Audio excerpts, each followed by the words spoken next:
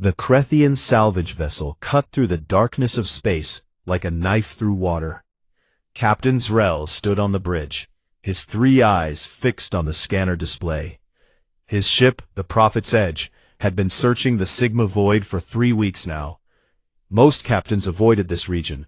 It was empty, silent, and held bad memories. But Zrel was different. He knew that empty places sometimes held the best treasures.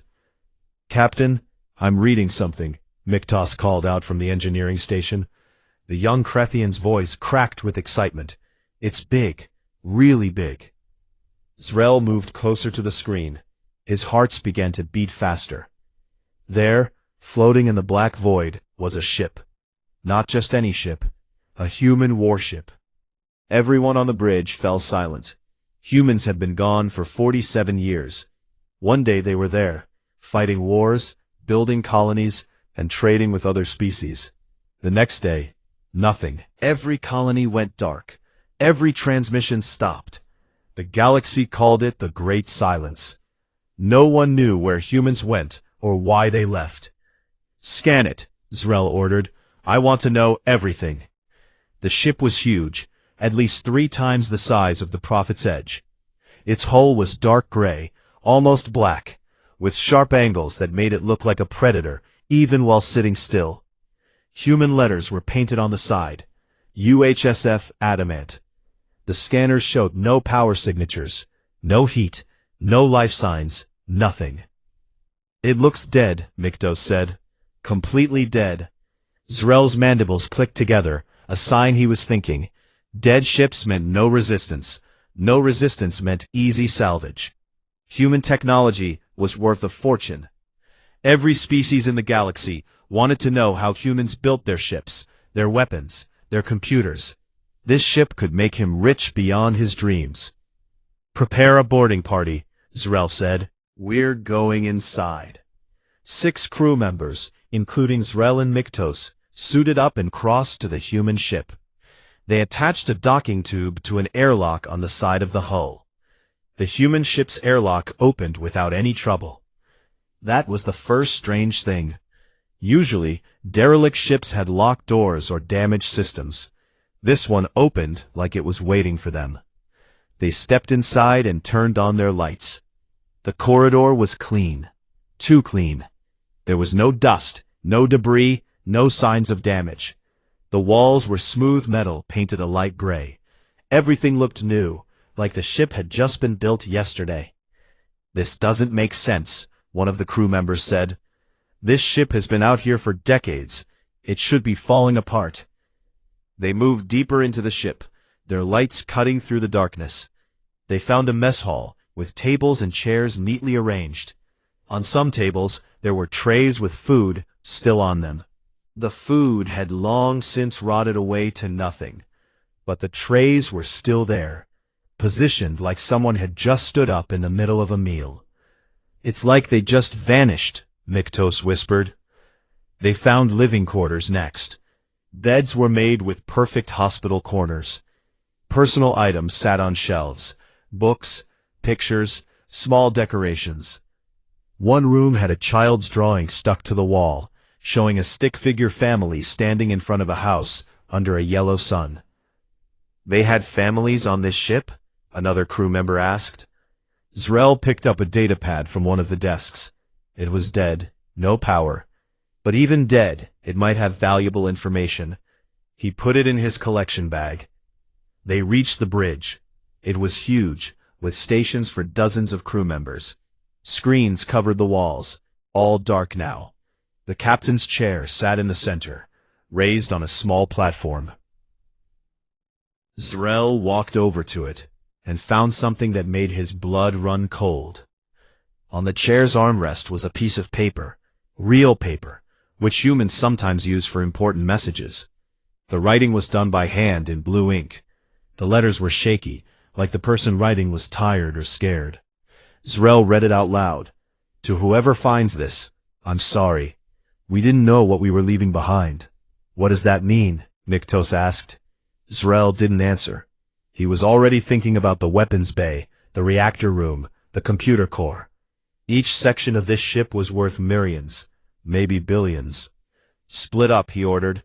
Teams of 2. Map the entire ship. I want to know what systems still work and what we can salvage. Be careful and report anything unusual. The crew divided into 3 teams. Zrel and Miktos headed toward engineering. 2 others went to the weapons systems. The last 2 went to check the living sections more carefully. As they walked through the corridors, Zrel noticed more strange things. Every door they tried was unlocked. Every safety system was disengaged. Every weapon system they passed had been deliberately powered down and locked in safe mode. It was like someone had prepared the ship for exactly this, for someone to come aboard and explore without any danger or difficulty. "Captain," Miktos said, "look at this." They had reached the engineering section. The room was massive, filled with machinery that hummed with potential power, even in its silent state. But what Miktos was pointing at was a control panel near the reactor. It was labeled in human writing, and even though Zrel couldn't read all the words, he understood the meaning. The panel showed the reactor's status. It wasn't dead, it was sleeping. "The reactor is in standby mode," Miktos said, his voice full of wonder. "After 47 years, it still has power. It's just waiting for someone to turn it on." Zrel felt excitement rush through him. A working human reactor was the most valuable thing in the galaxy. But he also felt something else, something that felt like fear. "Don't touch anything yet," he said. Too late. Miktos, in his excitement, had already pressed a button on the panel to get a better reading. Deep inside the ship, something woke up. The lights came on, not all at once, but in a wave that rushed through the corridors like water flowing downhill. First, red emergency lights, then amber warning lights, then a soft, calm blue that humans used for normal operations. "What did you do?" Zrel shouted. "I just touched one button," Miktos said, backing away from the panel. "I didn't mean to." A sound echoed through the ship, a deep resonating tone that felt like it came from everywhere at once. Then, a voice, calm and feminine, speaking in perfect galactic common. "Auxiliary power restored. Beginning startup sequence. All personnel, report to stations." The crew members scattered through the ship started shouting over the communication system, their voices panicked and confused. "The doors are closing. I'm trapped in this room. Captain, what's happening?" Zrel tried to reach the door they had come through, but it sealed shut before he could get there. He and Miktos were locked in the engineering bay. Then they heard something else, something worse than the voice or the closing doors. Footsteps. Someone was walking through the corridors of the dead ship, walking with slow, steady, purposeful steps, walking toward them. The footsteps grew louder. Zrel pressed himself against the wall of the engineering bay, his breathing quick and shallow. Miktos stood frozen at the control panel, his 3 eyes wide with terror. "Captain," Miktos whispered, "the scanners showed no life signs. There shouldn't be anyone on this ship." "I know," Zrel hissed back. The calm voice spoke again through hidden speakers in the ceiling. "Intruder alert acknowledged. Security protocols active. Defensive measures authorized." "We're not intruders," Zrel shouted at the empty air. "We're salvagers. This ship was abandoned." No response, just the footsteps, coming closer. They echoed through the metal corridors with a rhythmic pattern. Step, step, step. Not hurried, not slow, perfectly measured, like a machine counting time. Zrel pulled out his communicator and tried to reach his other crew members. "Everyone, report. What's your status?" Then, voices, frightened and confused. "We're trapped in the weapons bay," one crew member said. "The door's sealed behind us. We can see someone on the security monitor. Someone in a uniform. They're moving through the ship, section by section." "Same here," another voice called. "Captain, I think it's a human, but that's impossible. The scanners." "I know what the scanners said," Zrel snapped. He tried to think. There had to be an explanation. Maybe the scanners were wrong. Maybe this human had been in some kind of sleep chamber that blocked the readings.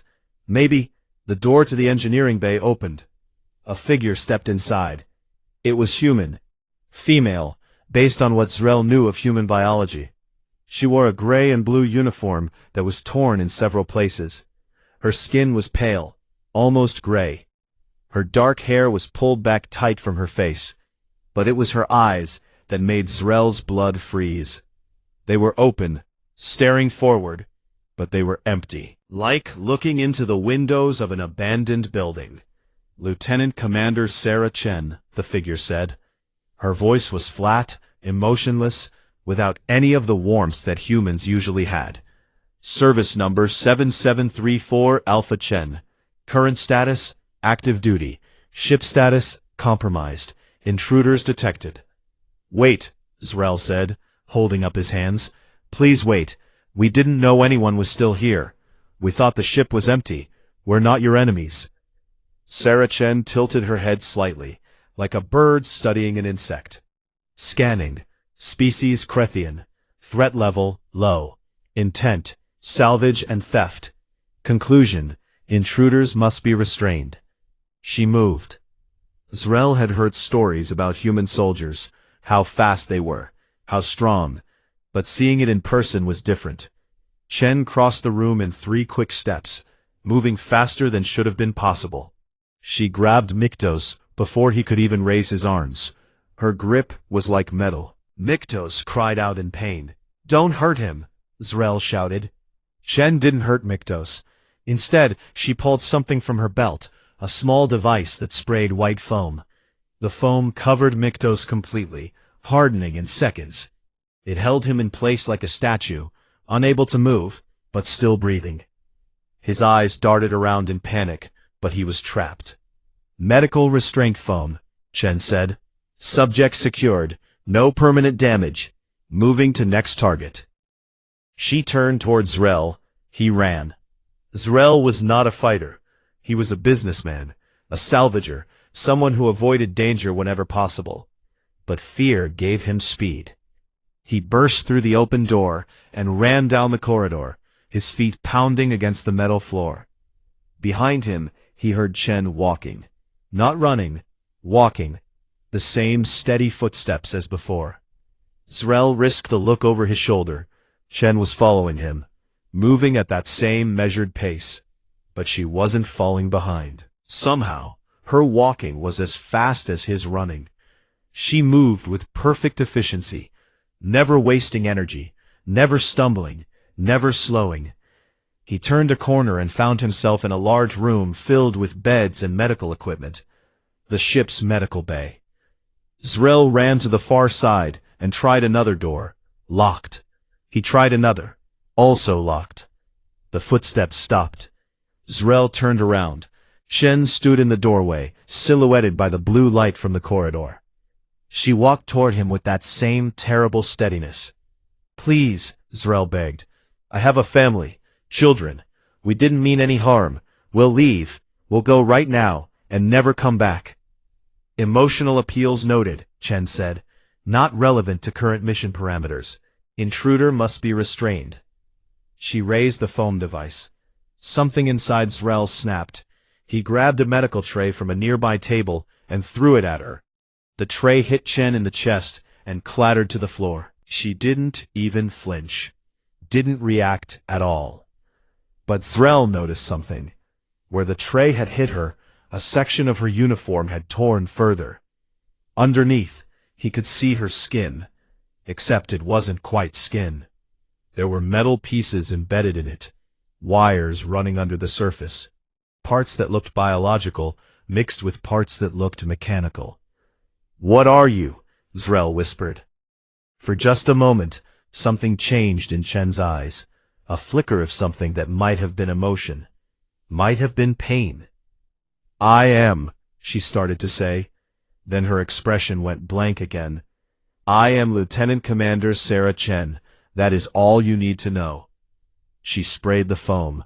Zrel tried to dodge, but there was nowhere to go. The foam covered him from chest to knees, hardening instantly. He could breathe, could move his head and arms slightly, but he couldn't run, couldn't escape. Chen stepped closer. This close, Zrel could see more details. Her skin had no warmth to it. When she breathed, her chest moved, but it was too regular, too perfect, like a machine imitating life. And her eyes, those terrible empty eyes, never blinked.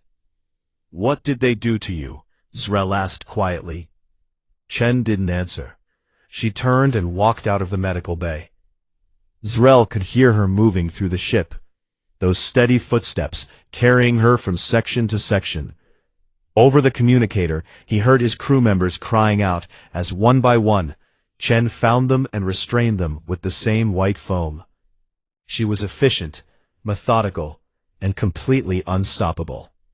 Within an hour, all 6 members of Zrel's crew were captured. They were all trapped in different parts of the ship, unable to move, unable to escape. Zrel struggled against the foam, but it was useless. The material was designed to hold humans who were much stronger than Krethians. Then the voice spoke again from the speakers. Not Chen's flat, dead voice. A different voice.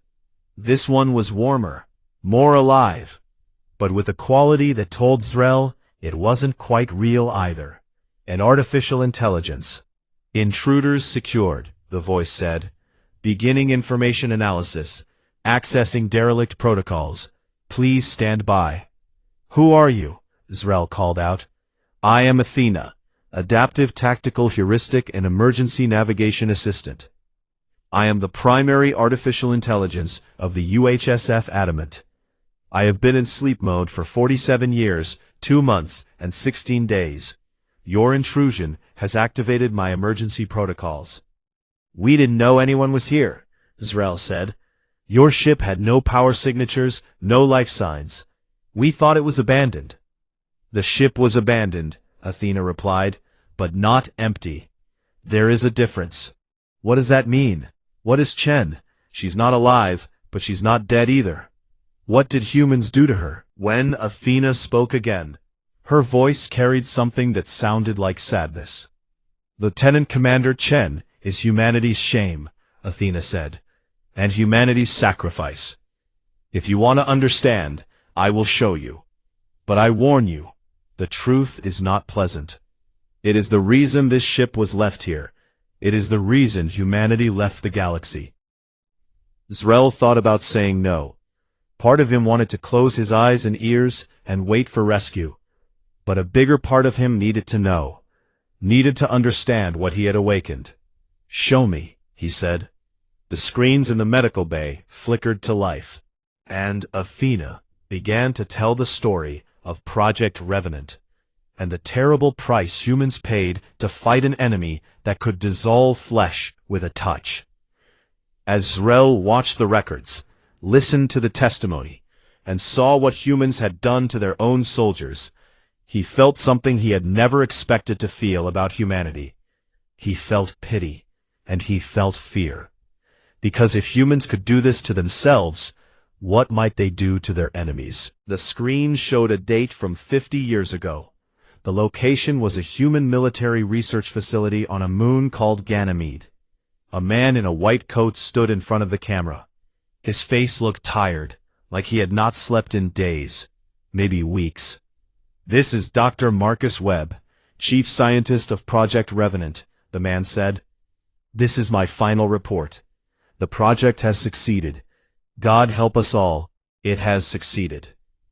The video shifted to show a laboratory. In the center of the room was a chair, surrounded by machines. Cables and tubes connected to it from every direction. A woman sat in the chair. She was young, maybe 30 years old, with dark hair and determined eyes. She wore a military uniform. "That's Chen," Zrel whispered. "Yes," Athena confirmed. "This was recorded 3 months before the Adamant went dark. Watch." On the screen, Dr. Webb spoke to the woman. "Lieutenant Commander Chen, you understand what we're asking of you. Once the process begins, it cannot be reversed. You will never be the same again." Chen nodded. Her voice was strong and clear, so different from the hollow tones Zrel had heard in the corridor. "I understand, Doctor. My squad was killed by the dissolvers last month.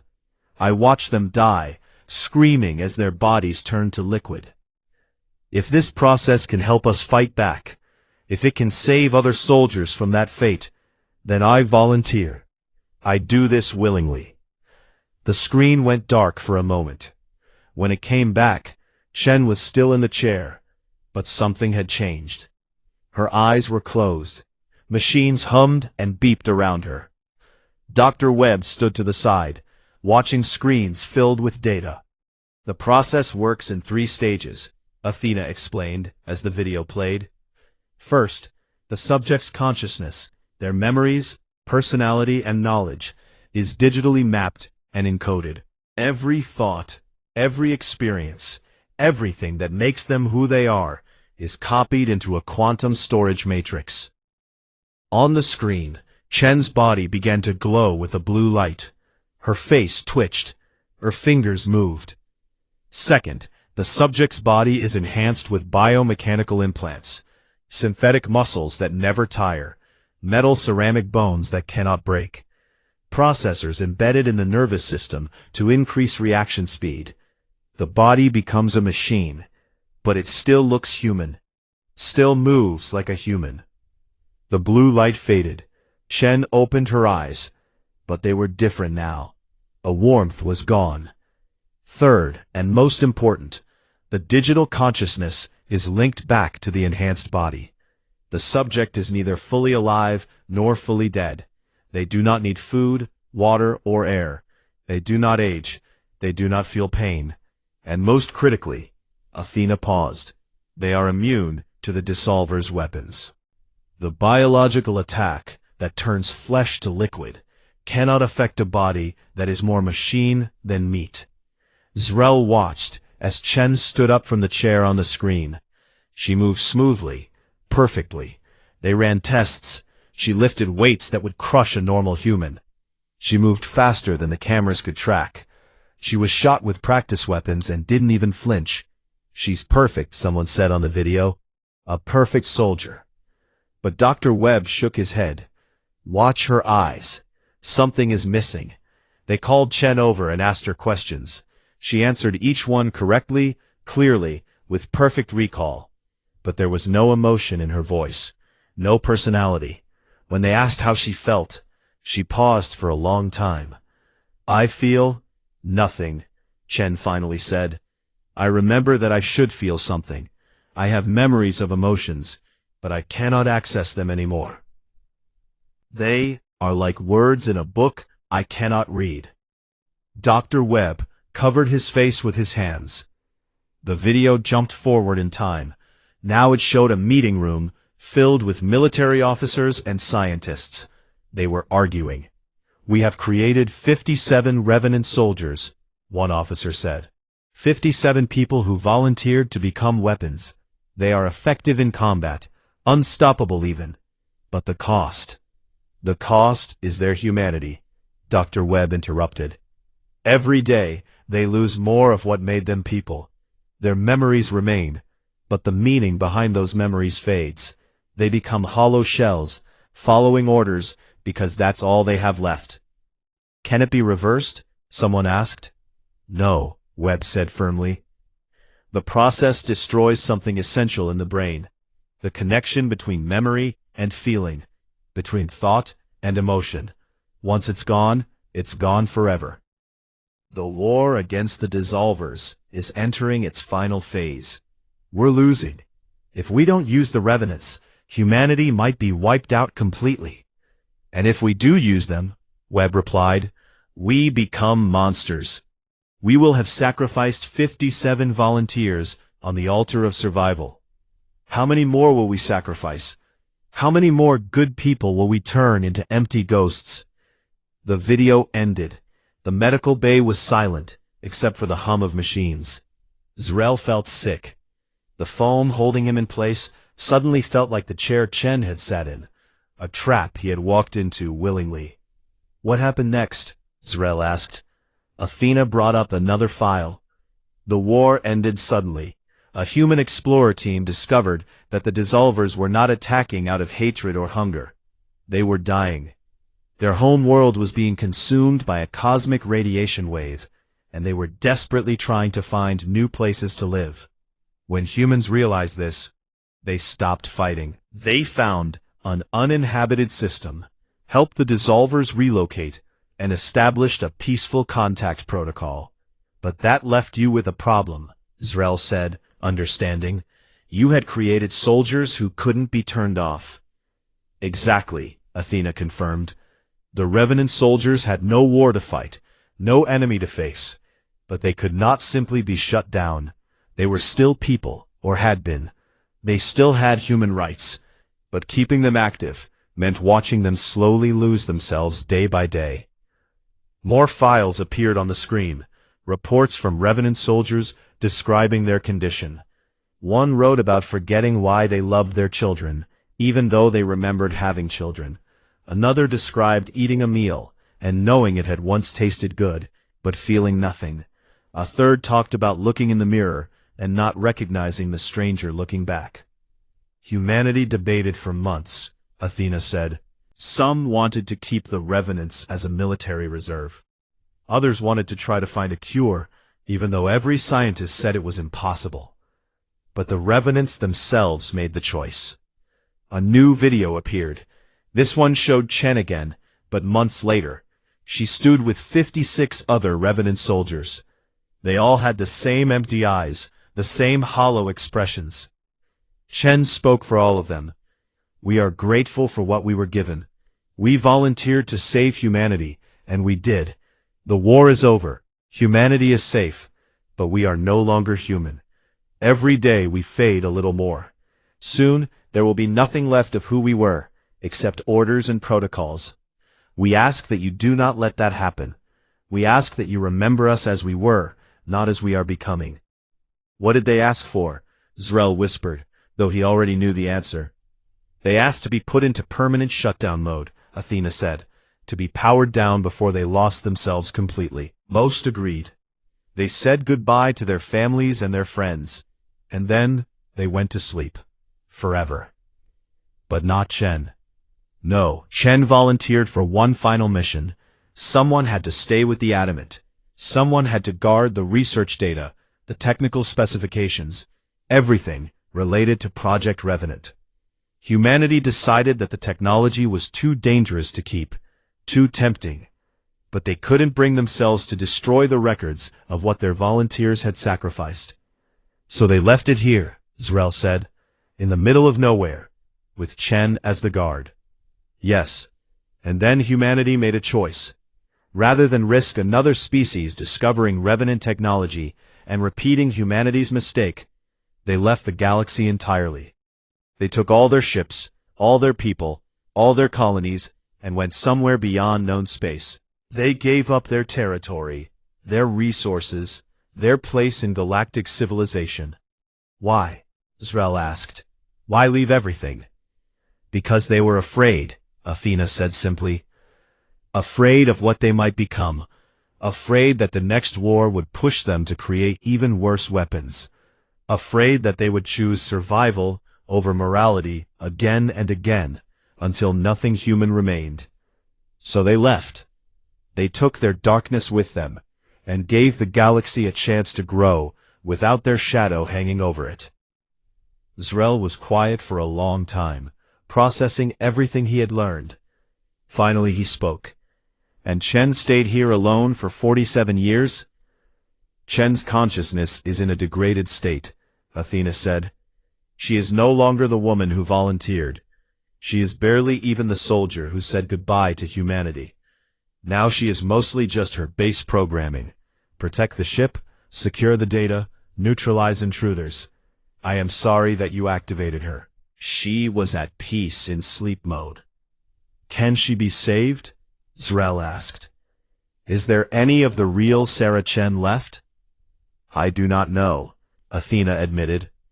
Perhaps fragments, echoes, but not enough to call her alive. She is a ghost, Captain Zrel. A ghost of humanity's greatest sin and greatest sacrifice. The lights flickered. Somewhere in the ship, Zrel heard Chen walking again. Those steady, terrible footsteps. What will she do to us? He asked.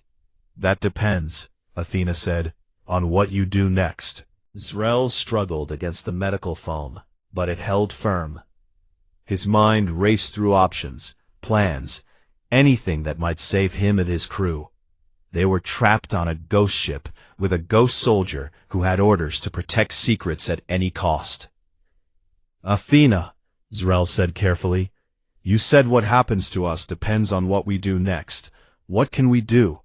We're trapped in foam, scattered across the ship, with no weapons and no way to fight back. Physical resistance is not what I meant, Athena replied. The artificial intelligence's voice seemed to come from everywhere at once.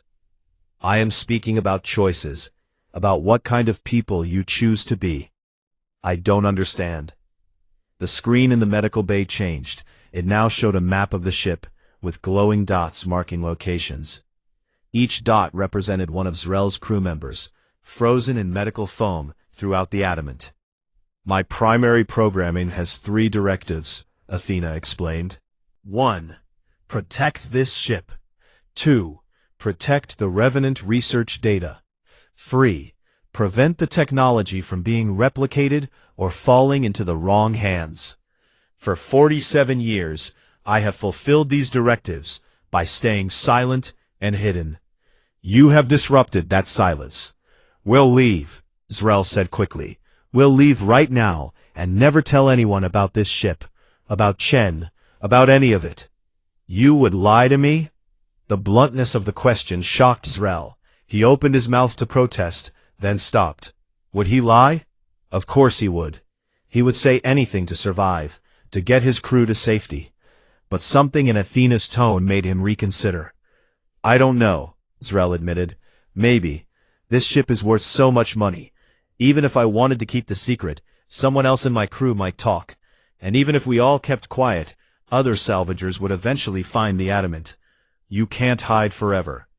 No, Athena agreed. I cannot. They knew that someday someone would find this ship. That's why they left me with a 4th directive. One that supersedes all others if certain conditions are met. What directive? To use my judgment. To decide whether the finder should live or die.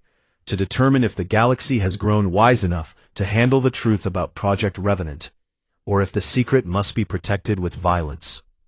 Zrel felt his heart's beating faster. And what have you decided? I am uncertain, Athena said. Which is why I am talking to you instead of activating the ship's self-destruct sequence. Tell me, Captain Zrel, why did you come to this ship? What did you hope to find? Zrel considered lying again, but realized it was pointless. An AI this advanced would detect any deception. Profit, he said honestly. I came here to get rich. Human technology sells for incredible prices. I thought this ship was abandoned salvage. And now that you know what this ship truly is, what it represents, Zrel thought about the videos he had watched, about Dr. Webb's haunted eyes, about Chen's transformation from a brave volunteer to an empty weapon, about an entire species choosing exile over the risk of repeating their mistakes. Now, I wish I had never found it, Zrel said quietly.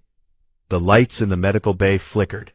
For a moment, Zrel thought he saw Chen standing in the doorway, watching him with those terrible empty eyes. But when the lights stabilized, the doorway was empty. Another honest answer, Athena said. You are surprisingly truthful for a salvager. I'm too scared to lie, Zrel admitted. Something that might have been a laugh echoed from the speakers.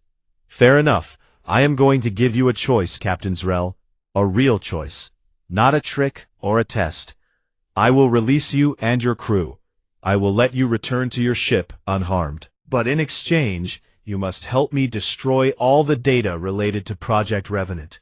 Every file, every schematic, every piece of research. It must all be wiped from existence. Why do you need my help? Can't you just delete it yourself? I can delete the files, yes, But information has a way of surviving. Fragments might remain in backup systems. Patterns might be reconstructed from partial data. To truly erase Project Revenant, the ship itself must be destroyed. And I cannot do that alone. I need someone to witness it, to confirm it, to swear to the galaxy that the technology is gone forever. Zrel's business instinct screamed at him. This ship was a treasure beyond measure. Destroying it went against everything he had worked for his entire life. But he thought about Chen walking the corridors alone for 47 years.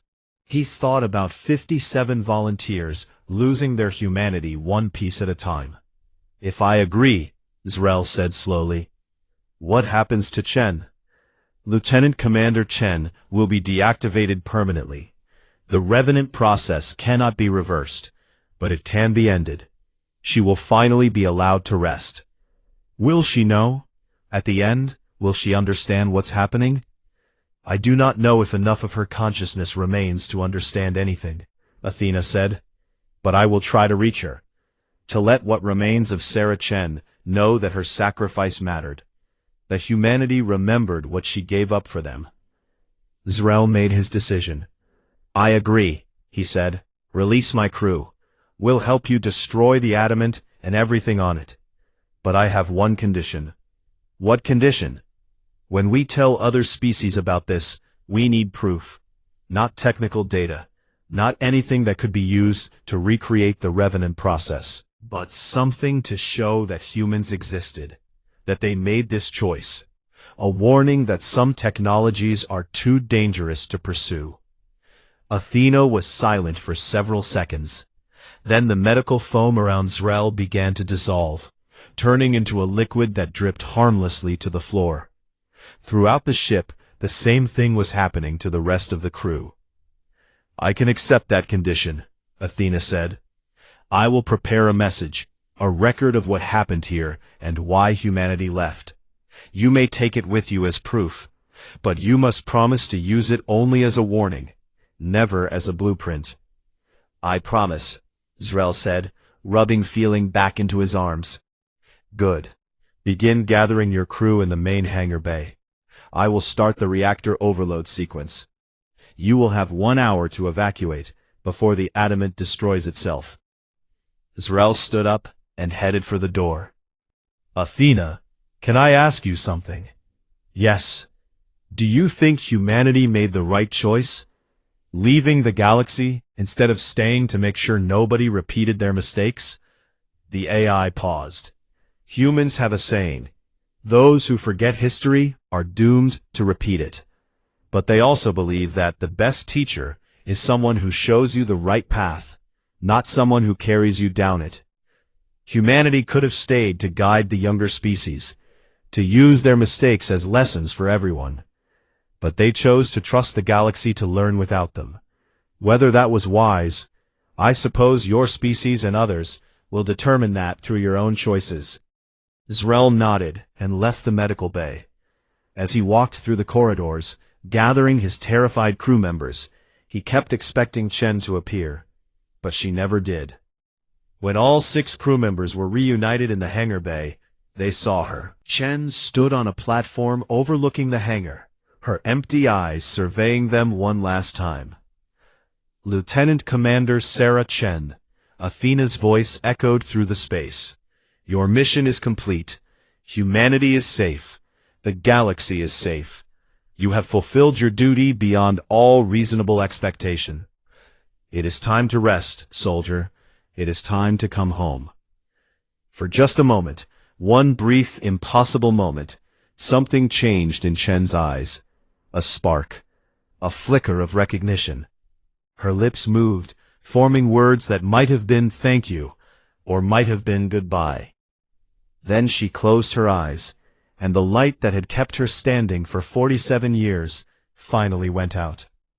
Chen collapsed, her body shutting down at last. The crew stood in shocked silence. Go, Athena said gently. Return to your ship. The reactor will reach critical mass in 53 minutes. I will transmit the warning message to your computers. Keep your promise. Captain Zrel, tell the galaxy what you learned here. Zrel and his crew ran back to the docking tube, scrambled aboard the Prophet's Edge, and detached from the Adamant. As their ship pulled away, Zrel watched through the viewscreen. The human warship began to glow, brighter and brighter, until it was like staring at a star. Then it exploded. The blast was beautiful and terrible, a flower of light blooming in the darkness. When it faded, nothing remained of the UHSF Adamant except scattered debris and fading energy signatures. Zrel looked at the data file Athena had sent, a warning from humanity to the galaxy, a confession and a plea. He knew what he had to do. The journey back to Crethian space took 8 days. 8 days of silence aboard the Prophet's Edge. Zrel's crew barely spoke. They moved through their duties like ghosts themselves, haunted by what they had seen. Miktos approached Zrel on the 3rd day. The young engineer looked like he had aged years in just a few days. Captain, I've been thinking about what we're going to say when we get home. We tell the truth, Zrel said. The truth? Miktos shook his head. No one will believe us. A human soldier who is neither alive nor dead? An entire species that abandoned the galaxy? It sounds like a story from a bad entertainment program. We have Athena's message, Zrel reminded him. We have proof. Do we? We have a data file that could be fake. We have our word. But we have no ship, no technology, nothing physical that anyone can examine. They'll say we made it up, or that we went crazy out in the void. Zrel had thought about this too. He knew Miktos was right. But he also remembered the promise he made. Then we make them believe. We show the message to everyone who will listen. We tell the story until someone takes it seriously. Miktos was quiet for a moment. Then he said, I keep thinking about Lieutenant Commander Chen. She spent 47 years alone on that ship. 47 years as a ghost, with nothing but duty keeping her going. Do you think she knew? At the end, when Athena spoke to her, do you think she understood that it was over? I hope so, Zrel said. I really hope so. On the 5th day, something happened that changed everything. The ship's sensors detected an object approaching fast, too fast to be a normal vessel. Zrel's first terrible thought was that somehow, impossibly, the Adamant had survived, and Chen was coming after them. But the sensors identified the object as much smaller. A probe, maybe, or a scout ship.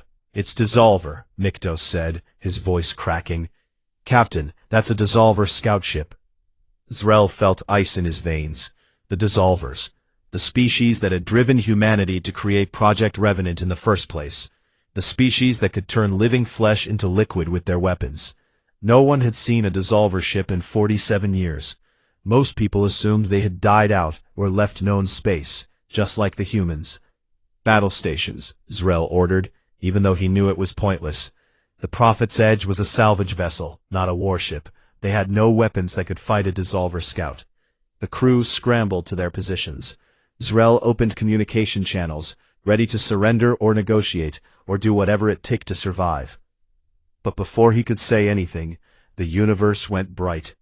A flash of light erupted from the direction they had come, from the Sigma Void. From where the Adamant had been destroyed, Zrel's screens went white, overloaded by the energy signature. When the sensors recalibrated, Zrel saw something impossible. The Adamant was there, not destroyed, not scattered into debris. The ship was whole and operational, its weapons systems active and glowing with power. But that couldn't be right. They had watched it explode. They had seen it die. Then Zrel understood. It's a ghost, he whispered. Athena left a ghost. The Adamant's weapons fired, not at the Prophet's Edge, but at the Dissolver scout. Beams of concentrated energy lanced across space, so powerful that they warped the light around them. The Dissolver ship tried to dodge, but it was too slow. The beams struck it dead center. The Dissolver scout didn't explode, it simply ceased to exist, vaporized so completely that not even atoms remained. Then the adamant began to flicker, like a bad hologram. Zrel realized what he was seeing. Not the real ship, but some kind of automated system. A final program Athena had left running. A trap for anyone who might threaten the secret of what happened here. The ghost ship fired twice more into empty space, targeting locations Zrel's sensors couldn't detect. Then it faded away, disappearing as completely as it had appeared. "What just happened?" Niktos asked.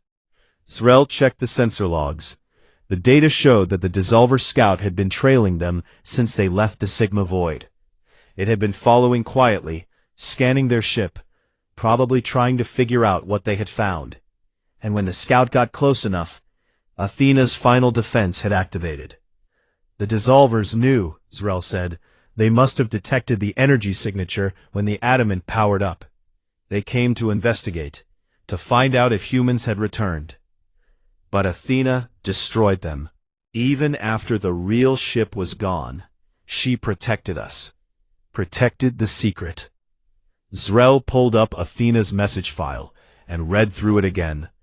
At the bottom, there was a section he hadn't noticed before. It must have been locked, set to reveal itself only after the weapon system activated. The message was addressed to him. "Captain Zrel, if you are reading this, it means my final defense protocol activated. It means the Dissolvers found you. I am sorry.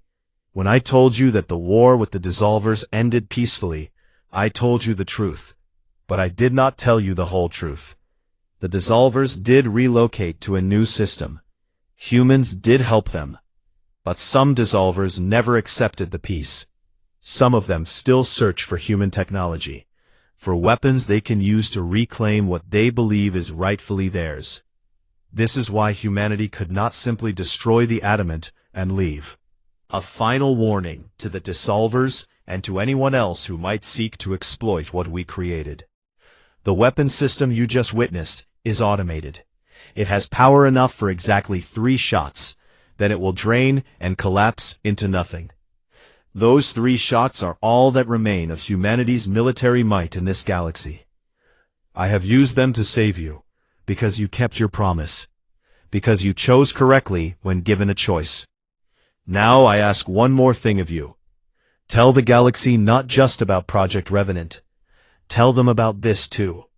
Tell them that humanity is still watching, that we may be gone, but we left guardians behind, not to threaten, not to control, but to remind everyone that some lines should never be crossed. Good luck, Captain Zrel. Humanity believes in you. Athena." Zrel read the message 3 times. Then he called his crew together and shared it with them. "So what do we do?" one crew member asked. "This isn't just about dead humans and old technology. The Dissolvers are still active, still dangerous. We do what Athena asked," Zrel said. "We tell the truth, all of it." When they reached Krethian space, Zrel didn't go to the Salvage Guild or the Merchant Councils. He went straight to the Galactic Assembly, the place where all species sent representatives to discuss matters affecting everyone. A Torgothi scientist admitted that her team had discovered human research data about dangerous weapons and had chosen to destroy it rather than study it, feeling watched by something they couldn't explain. The evidence mounted. Humanity hadn't just left. They had scattered guardians throughout the galaxy. Warnings, defenses, reminders that they were still out there somewhere, watching to make sure no one repeated their mistakes. The Galactic Assembly debated for months. Some species wanted to search for humans, to bring them back, to tell them they were forgiven. Others wanted to find all the Guardians and destroy them, fearing what might happen if they activated. A few wanted to try to recreate Project Revenant, arguing that such powerful technology shouldn't be wasted. But the majority agreed on something else. They created the Humanity Protocols, a set of laws and guidelines that every species in the galaxy had to follow. Rules about what kinds of weapons could be developed, what kinds of experiments were forbidden, What lines could not be crossed, no matter how desperate the situation? They weren't just rules about technology. They were rules about morality, about choosing to be better rather than choosing to survive at any cost. Zrel became famous, though he never wanted to be. People called him the Witness, the one who found humanity's last message and brought it home. He gave speeches, he wrote reports, he answered questions until his voice gave out. But the thing that mattered most to him happened 3 years after he found the adamant. A monument was built in the center of the Galactic Assembly Station. It was a simple thing, made of black stone, with words carved in every major galactic language. The words were the same message in each language. Here we remember the 57 volunteers of Project Revenant. Here we remember the humans who chose exile over evil. Here we remember that the strongest weapon is not the one that destroys the enemy, but the one we choose not to build. May we all be as brave as those who walked away. At the base of the monument were 57 names, the names of every Revenant soldier. Chen's name was first. Zrel stood in front of the monument on the day it was unveiled. Mikdos stood beside him, along with the rest of the crew from the Prophet's Edge. They had all come to witness this. "Do you think they know?" Mikdos asked quietly. "Wherever humans are now, do you think they know we built this?" "I don't know," Zrel said. "But I hope so. I hope they're out there somewhere, watching, and they can see that their sacrifice wasn't wasted, that we learned what they tried to teach us." A small child, a young Villani girl, approached the monument. She couldn't read all the words yet, but she traced the letters with her finger, sounding them out slowly. "Who were they?" the child asked her parent. "They were heroes," the parent said. "They were people who gave up everything to save others. They were the reason we try to be better." Zrel smiled. That was all he needed to hear. That was the promise kept. Somewhere in the darkness between the stars, he hoped humanity was smiling too. Years passed, decades. The story of the adamant became legend. Children learned about it in school. Scientists studied it as a case of moral philosophy. Military officers trained with it as an example of the costs of desperate measures. And in the empty places of space, in the quiet zones where salvagers feared to go, automated guardians waited, watching, protecting, reminding the galaxy of the species that had been strong enough to leave everything behind. Humanity's greatest weapon wasn't the Revenant soldiers. It wasn't the ghost ship or the automated defenses. It wasn't any technology at all. Humanity's greatest weapon was the choice they made. The choice to be better. The choice to trust that others would learn from their mistakes.